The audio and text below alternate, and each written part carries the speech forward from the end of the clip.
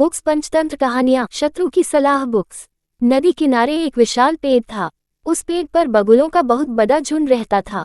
उसी पेड़ के कोट में काला नाग रहता था। जब अंडों से बच्चे निकल आते और जब वह कुछ बड़े होकर माँ बाप से दूर रहने लगते, तभी वह नाग उन्हें खा जाता था।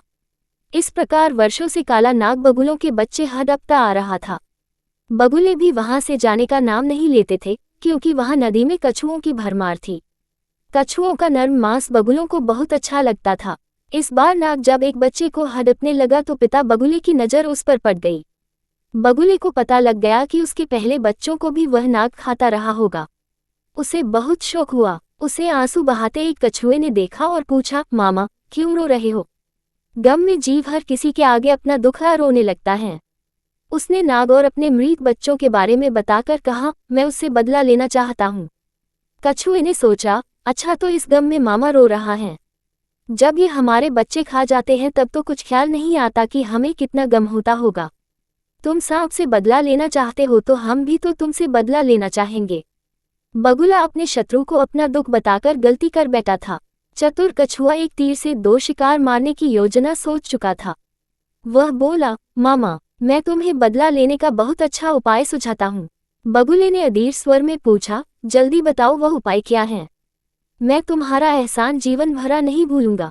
कछुआ मन ही मन मुस्कुराया और उपाय बताने लगा, यहाँ से कुछ दूर एक नेवले का बिल है।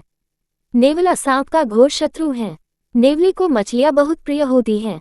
तुम छोटी छोटा मछलियाँ पकड़कर नेवले के बिल से सांप के कोट तक बिछा दो। नेवला मछलियाँ खाता खाता सांप तक पहुँच जाएगा और उसे समाप्त कर देगा। बगुला बोला, तुम जरा मुझे उस नेवले का बिल दिखा दो। कछुए ने बगुले को नेवले का बिल दिखा दिया।